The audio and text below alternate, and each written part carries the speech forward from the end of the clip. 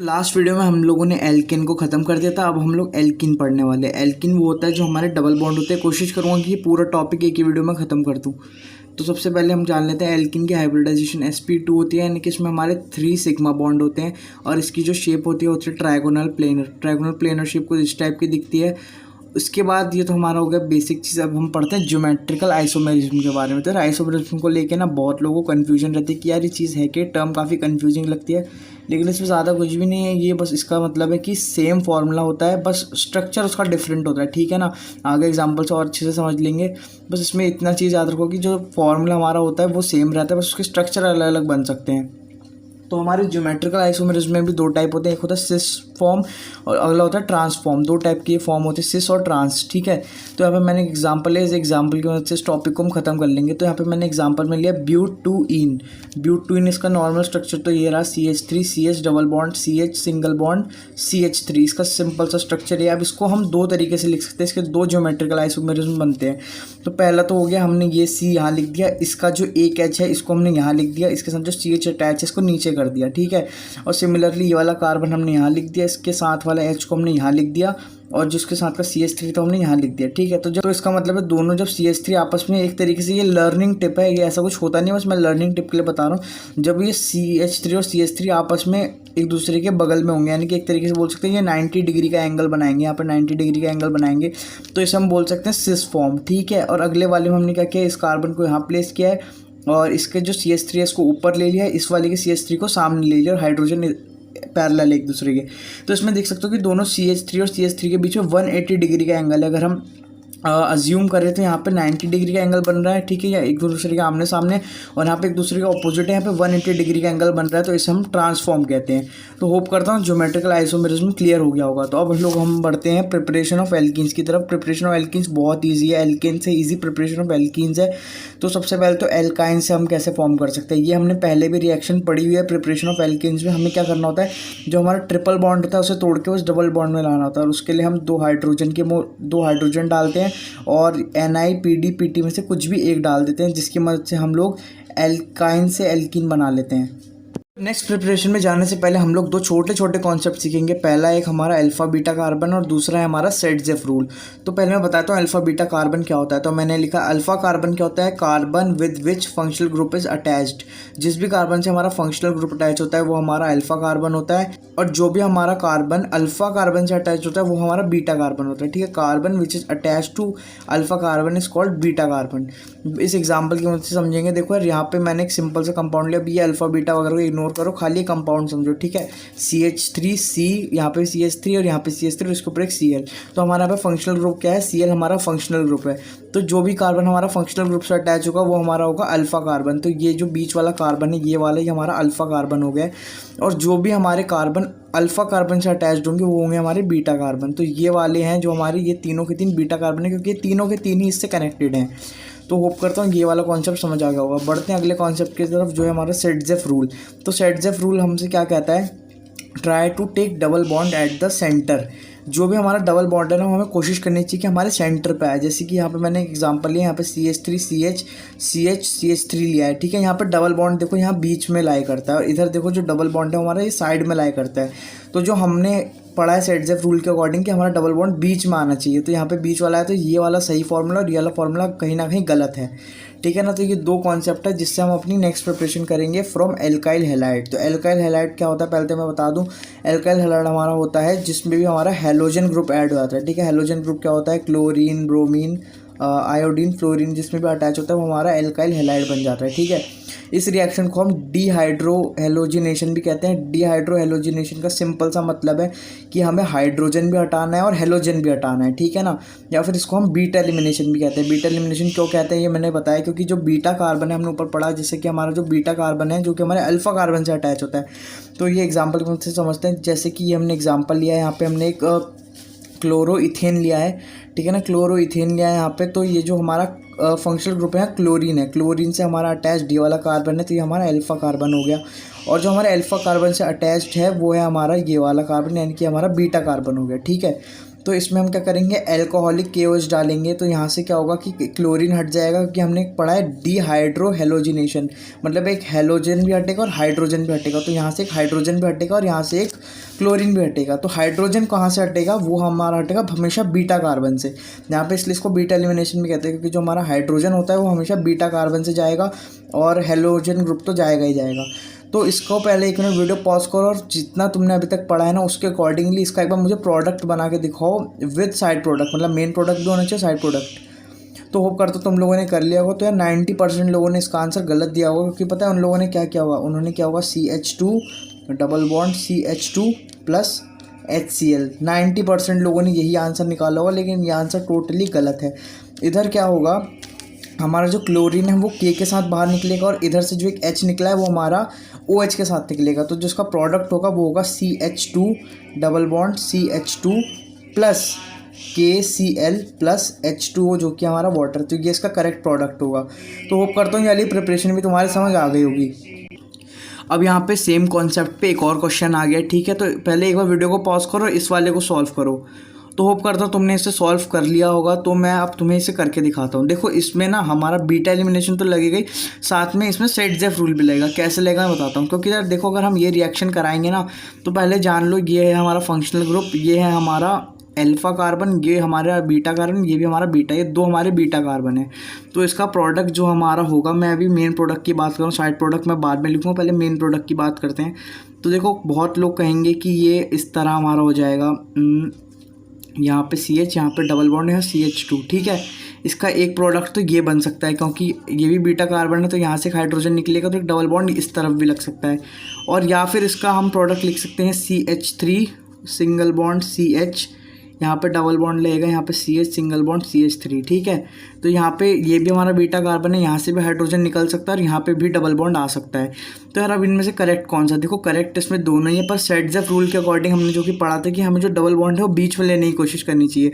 तो जो हमारा मेजर प्रोडक्ट है ना, मेजर प्रोडक्ट मतलब जो ज़्यादा अमाउंट में बनेगा वो ये होगा, और ये दूसरा वाला हमारा माइनर प्रोडक्ट हो जाएगा।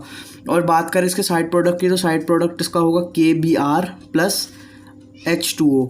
तो होप करता हूँ ये समझ आ गया, क्योंकि ये काफ़ी इंपॉर्टेंट एग्जाम्पल, इसको तुम स्टार मार्क भी कर सकते हो। इस टाइप के क्वेश्चन एग्जाम में आने के चांसेस बहुत हाई रहते हैं। तो अगली प्रिपरेशन है हमारी विसिनल डाइहैलाइड्स, ठीक है। विसिनल डाइहैलाइड्स पहले मैं बता दूं होता क्या है कि दो कंसेक्यूटिव कार्बन्स पे दो सेम हेलोजन ग्रुप लगे होते हैं, ठीक है। एक्स का में अगर एक्स का मतलब है यहाँ पे एक्स हमारा क्लोरीन, ब्रोमीन, आयोडीन, फ्लोरीन कुछ भी हो सकता है, ठीक है, एक्स की जगह पे। तो यहाँ पे मैंने एक सिंपल सा एग्जांपल लिया, CH2 के नीचे क्लोरीन और CH2 के नीचे क्लोरीन। इसमें हमें क्या करना है, जिंक मेटल डाल देना है। जिंक मेटल हम इसमें जैसे ही डालेंगे तो यहाँ पे ये दोनों क्लोरीन अलग होकर जिंक के साथ निकल जाएंगे और इन दोनों के बीच में डबल बॉन्ड फॉर्म हो जाएगा, ठीक है ना। एक और यहाँ पे क्वेश्चन लिया है मैंने, यहाँ पे CH3, यहाँ पे नीचे मैंने आयोडीन लिया है। थोड़ा सा क्लोरीन मैं हर जगह ले रहा हूँ, यहाँ पे मैंने आयोडीन लिया, थोड़ा सा एग्जांपल चेंज करने के लिए। लेकिन यहाँ पे भी वही सेम चीज़ होगी। यहाँ पे भी देखो जिंक है, ये आयोडीन दोनों के दोनों जिंक के साथ निकल जाएंगे और इन दोनों के बीच में डबल बॉन्ड का फॉर्मेशन हो जाएगा, ठीक है। तो अगला और हमारा लास्ट प्रिपरेशन है फ्रॉम एल्कोहल। तो एल्कोहल के प्रिपरेशन को हम लोग कहते हैं डिहाइड्रेशन, मतलब इसमें हमें बेसिकली क्या करना है, वाटर को हटाना है। तो हम लोग क्या करेंगे, यहाँ पे एल्कोहल है, मतलब हमारी जो मेन चेन है उससे एल्कोहल भी जुड़ा होगा। जिन लोगों को नहीं पता बता दो, ये हमारा एल्कोहल का फंक्शनल ग्रुप होता है OH। इसमें हमें क्या करना है, कॉन्सेंट्रेटेड H2SO4 डालना है और थोड़ी सी हीट करा देनी है। जैसे हम इसमें कॉन्सेंट्रेटेड H2SO4 और हीट कराएंगे तो क्या होगा कि एक हाइड्रोजन यहाँ वाले से निकलेगा, मतलब हमारा जो बीटा कार्बन है यहाँ से एक हाइड्रोजन निकलेगा और यहाँ से हमारा फंक्शनल ग्रुप भी अलग हो जाएगा। तो यहाँ पे फॉर्म कर जाएगा CH2 डबल बॉन्ड CH2 और यहाँ से एक हाइड्रोजन निकलेगा, यहाँ से OH निकलेगा, तो 2H और एक सिंगल O हो गया, यानी कि हमारे यहाँ वाटर बन गया, H2O बन गया। तो अब हम लोग करने वाले हैं प्रॉपर्टीज ऑफ एल्कीन्स। एल्कीन्स की प्रॉपर्टी एल्केन से सिमिलर होती है, जैसे कि हम पहला पॉइंट में देख सकते हैं, हमने पहले भी पढ़ रखा है कि 1 से लेकर 3 कार्बन चेन हमें गैशियस फॉर्म में मिलती है, यानी कि मिथीन, इथीन और प्रोपीन हमें गैशियस फॉर्म में मिलती है। उसके बाद 4 से लेकर 14 तक हमें लिक्विड फॉर्म में मिलती है। उसके बाद 14 से आगे जितने भी होते हैं सब हमें सॉलिड फॉर्म में मिलते हैं। इसका रीज़न मैंने पहले ही बताया है, वंडरवॉल फोर्स ऑफ अट्रैक्शन। जिसका मास जितना ज़्यादा होगा उसके बीच में उतनी ही वंडरवॉल फोर्स ऑफ अट्रैक्शन होगी, ठीक है। ये चीज़ हम पहले डिस्कस कर चुके हैं, इसलिए मैं ज़्यादा स्ट्रेस नहीं दे रहा हूँ। तो सेकंड पॉइंट हमारा आता है कि हमारी जितनी भी एल्कीन्स होती है वो सब कलरलेस और ओडरलेस होती है। बस जो इथीन हमारी होती है उनमें थोड़ी सी स्वीट स्मेल करते हैं, मतलब जब उन्हें सूंघेंगे तो बहुत थोड़ा सा हमें एक स्वीटनेस जैसी स्मेल आएगी। बात करें हमारे थर्ड पॉइंट की, तो हमारे जितने भी एल्कीन होते हैं वो इनसॉल्यूबल होते हैं वाटर में, वाटर क्योंकि हमारा एक पोलर मॉलिक्यूल है, ठीक है, लेकिन सॉल्यूबल होते हैं नॉन पोलर सॉल्वेंट में, यानी कि बेंजीन टॉलुइन जो कि हमारे नॉन पोलर वो सॉल्वेंट होते हैं उनमें हमारी एल्कीन्स डिजॉल्व हो जाते हैं आराम से। फोर्थ पॉइंट ये भी उसी से सिमिलर है एल्केन से, इसमें क्या है जितनी ज़्यादा ब्रांचिंग होगी उतना उसका मेल्टिंग पॉइंट और बॉइलिंग पॉइंट कम होगा, यानी कि branching is inversely proportional to melting point and boiling point, ठीक है ना। तो अब हम लोग बात करते हैं, ये काफ़ी इंपॉर्टेंट टॉपिक है केमिकल प्रॉपर्टीज़ ऑफ एल्कीन्स के बारे में, ये बहुत इंपॉर्टेंट टॉपिक है, इसको थोड़ा ध्यान लगा के करना, चाहे तो इसको तुम नोट भी कर सकते हो। तो सबसे पहली केमिकल प्रॉपर्टी है एडिशन ऑफ H2 और X2, ये दोनों मैं एक में करा रहा हूँ क्योंकि दोनों सिमिलर ही है। तो H2 तो तुम्हें पता है हाइड्रोजन, और X2 हमारे होते हैं हेलोजन ग्रुप। हेलोजन ग्रुप में हमारा क्लोरीन, ब्रोमीन, आयोडीन, फ्लोरीन आता है, बहुत बार बता चुका हूँ। तो इसमें हमें दे रखा है एक एल्कीन है, एल्कीन में अगर हम H2 Ni PD और PT डालेंगे तो क्या होगा, इसका जो बीच का डबल बॉन्ड है टूट के सिंगल बॉन्ड बन जाएगा। ये तो हम तीसरी बार ये रिएक्शन पढ़ रहे हैं सीरीज़ में, ठीक है ना। पहले हमने एक बार प्रिपरेशन ऑफ एल्कीन में करा, प्रिपरेशन ऑफ एल्कीन में करा, और दोबारा हम यहाँ पे पढ़ रहे हैं। इसके बाद हमारा है एडिशन ऑफ हेलोजन। हेलोजन में क्या होगा, हेलोजन हम इसको ऐड कराएंगे तो क्या होगा, जो डबल बॉन्ड है टूट जाएगा और ये हमारा एक बन जाएगा विसिनल डाइहैलाइड। विसिनल डाइहैलाइड क्या होता है, जब दो कॉन्जिक्यूटिव कार्बन पे सेम हेलोजन वाले ग्रुप लगे होते हैं, हमारा विसिनल डाइहैलाइड बन जाएगा। उसके बाद हम बात करते हैं एडिशन ऑफ H2SO4 और H2, ये भी मैं एक ही में करा रहा हूँ क्योंकि ये भी दोनों बहुत सिमिलर हैं, ठीक है। तो हमने यहाँ पे भी एक एल्कीन ले लिया, एल्कीन में हमें वाटर डालना है एसिडिक मीडियम में। H+ का मतलब होता है एसिडिक मीडियम, अगर यहाँ OH लिखा होता तो उसका मतलब होता है बेसिक मीडियम में।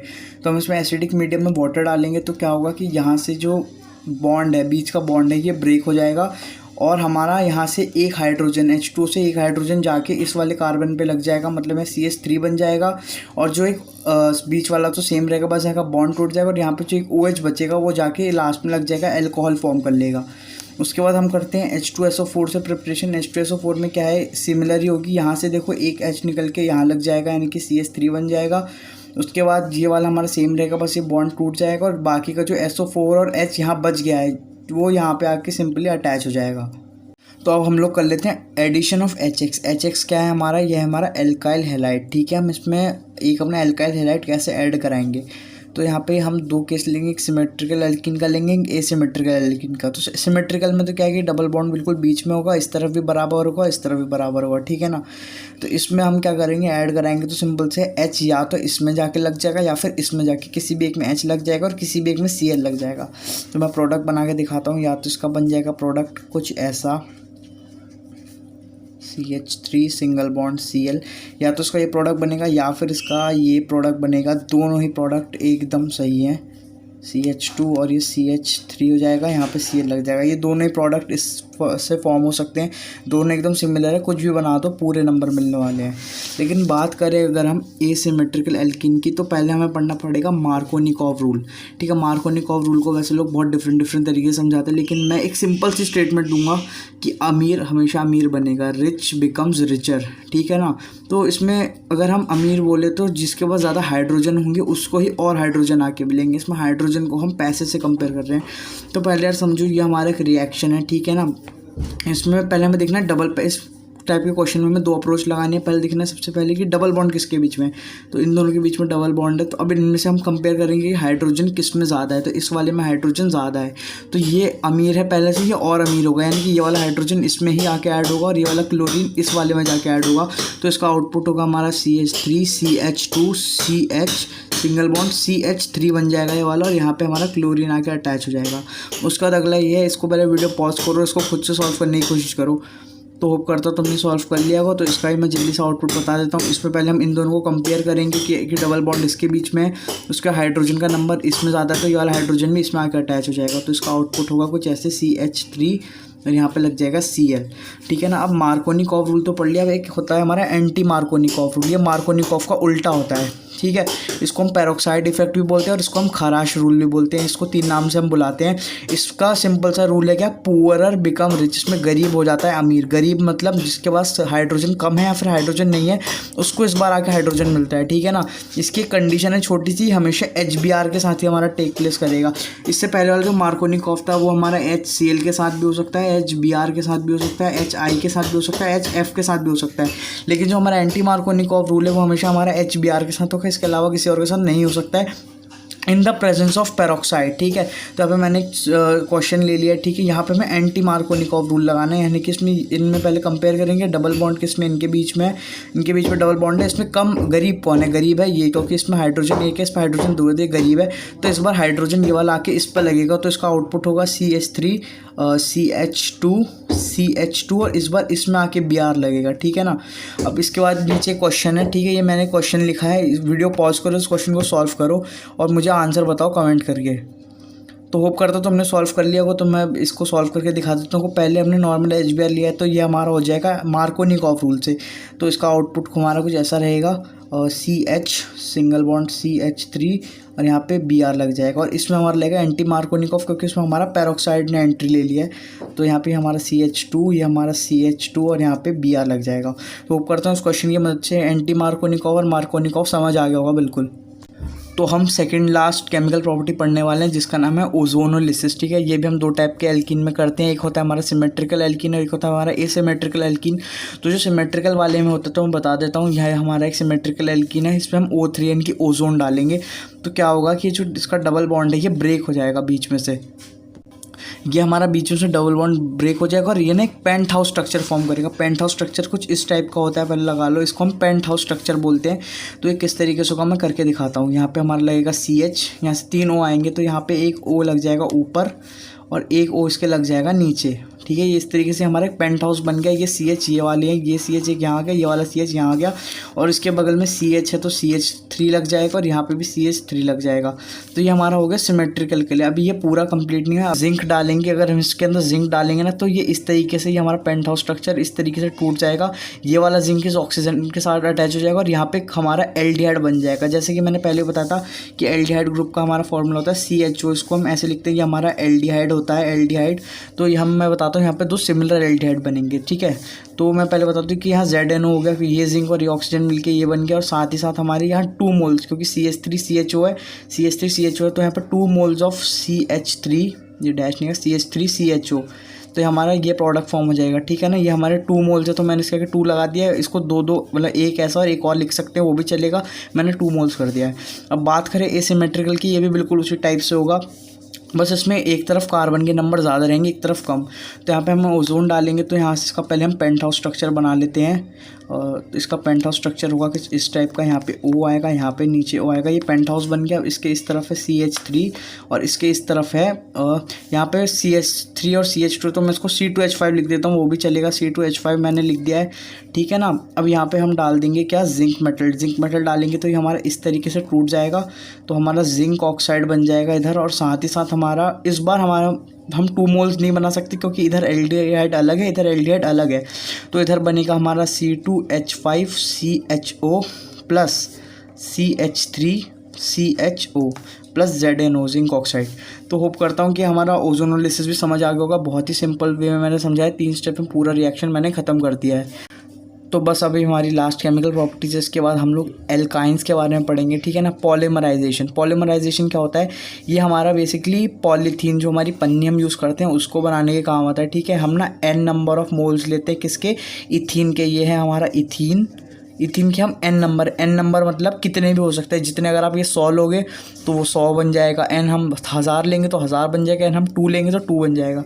इसकी बस बेसिक सी रिएक्शन है, एग्जाम में पूछी नहीं जाती, बहुत कम पूछी जाती है, पर फिर भी नॉलेज के लिए आनी चाहिए। तो हम बहुत ही हाई टेम्परेचर बहुत हाई रहना चाहिए, प्रेशर बहुत हाई रहना चाहिए, कैटलिस्ट जो कि हमारा रेट ऑफ रिएक्शन को फास्ट कराता है वो रहना चाहिए। अगर हम ये तीनों चीज़ें इसमें अचीव कर लेते हैं तो हमारे n नंबर ऑफ CH2 बनते हैं। CH2 क्या है हमारा, ये हमारे मोल्स बन जाते हैं n नंबर की, यानी कि अगर यहाँ पे हम 100 मोल्स लेंगे तो यहाँ पे भी 100 बनेंगे। इसको हम ऐसे भी लिख सकते हैं CH3 मतलब जितने भी नंबर लेंगे डॉट डॉट डॉट वो रिपीट होता जाएगा, इसलिए हम बाहर एक नंबर ही लिख देते हैं उसके। तो होप करता हूँ कि तुम्हें पूरा का पूरा एल्कीन समझ आ गया होगा। मैंने एक ही वीडियो में पूरा का पूरा एल्कीन ख़त्म कर दिया है। कोई डाउट हो तो कमेंट करके पूछ सकते हो।